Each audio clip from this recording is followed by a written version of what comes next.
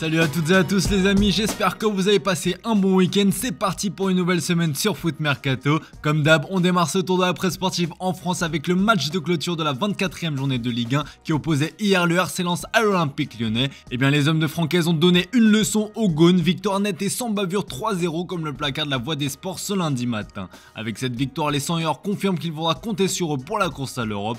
Pour Lyon, c'est une fin de série comme le relaye le Progrès. Et c'est tout le contraire de Brest qui a décroché sa 13e victoire de la saison en Ligue 1 comme le rapporte l'équipe sur sa une. Les hommes d'Éric Roy ont conforté leur place de dauphin derrière le Paris Saint-Germain et comptent désormais 4 points d'avance sur Monaco. Comme le rapporte aussi Nice Matin, les Aiglons sont en plein doute après la nouvelle contre-performance face à Toulouse. Au classement, ils sont 5e avec un petit point d'avance sur le RC Lens. Direction le Portugal avec le classique du championnat, le choc entre le FC Porto et le SL Benfica. Bien que distancés dans la course au titre, les Dragons ont broyé leur rival historique hier en écrasant le club lisboète sur le score de 5-0 comme le placarde au Jogo ce lundi matin. Déjà largement dominateur avec un cinglant 3-0 infligé au bout de 55 minutes de jeu, Porto a encore plus déroulé après l'expulsion d'Otamendi. Une victoire largement relayée au Portugal, on le retrouve dès une avec des titres comme démolition pour Abola ou encore humiliation pour Record. Avec cette démonstration, Porto revient à 6 unités de son adversaire du soir qui est désormais deuxième et relégué à un petit point du leader, le Sporting CP. La bande à Victor Gyökeres, de nouveau buteur, l'a emporté difficilement sur le score de 3-2 face à Farense. En Angleterre, gros classique du championnat aussi hier avec le derby de Manchester,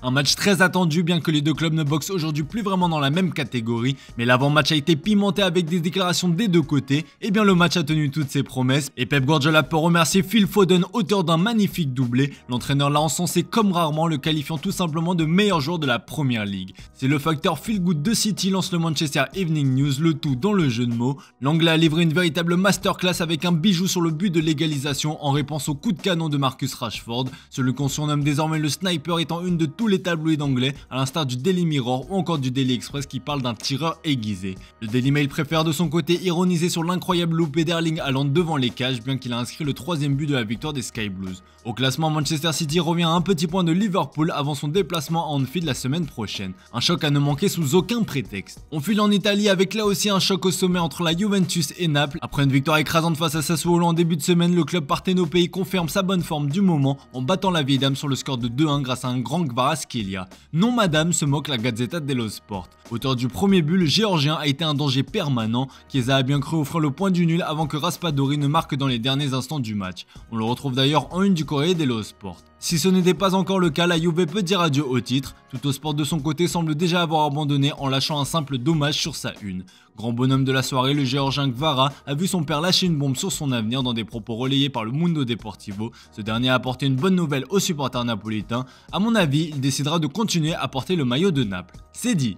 Si Naples prépare au mieux son 8e de finale retour de Ligue des Champions qui aura lieu le 12 mars prochain, difficile d'en dire autant du Barça qui a concédé un triste nul hier 0-0 face à l'Athletic. Une contre-performance qui laisse des traces puisque le Barça a perdu Frenkie de Jong et Pedri sur blessure. Cassé, placarde le journal Sport.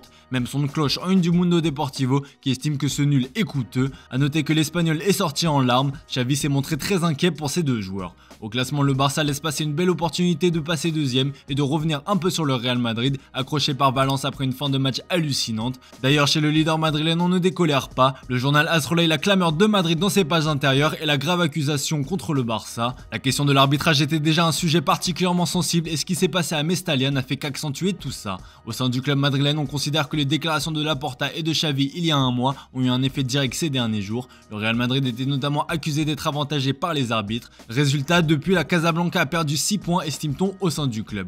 On risque certainement de continuer à entendre parler de cette affaire. Allez, on termine ce tour de la presse sportive avec l'interminable feuilleton Kylian Mbappé. On pensait ce dossier clos avec son départ au Real Madrid comme on vous l'a annoncé, mais la fin de son aventure au Paris Saint-Germain est houleuse. Dans ses pages intérieures, l'équipe revient sur ceux qui ont dit non à Nasser Al-Khelaifi depuis son arrivée au PSG, et ils sont peu nombreux. Le quotidien français cite les noms d'Ancelotti, de Rabiot et bien évidemment de Mbappé, qui en a fait voir de toutes les couleurs à la direction parisienne durant 7 ans. L'équipe explique que le boss du PSG ne digère pas le choix de sa star. Le refus de Mbappé est vécu comme un affront, une trahison, explique un connaisseur de l'Émirat. Si Si Nasser a perdu une bataille, il n'a pas perdu la guerre. Comme le relais As dans ses pages intérieures, si Mbappé partira libre cet été, le PSG compte bien négocier un pourcentage de sa prime à la signature au Real Madrid, en plus des primes sur lesquelles il va s'asseoir. Un montant qui se situera entre 100 et 150 millions d'euros. Plus les jours passent, plus la fracture entre Mbappé et le PSG s'intensifie. Chez les supporters parisiens, un groupe d'ultras s'est présenté devant le Parc des Princes avec une banderole l'interpellant avec le message suivant: vivement le 30-06 sur la date de la fin de son contrat avec le club de la capitale. Grosse ambiance donc avant le 8ème de finale retour de la Ligue des Champions face à la Real Sociedad demain.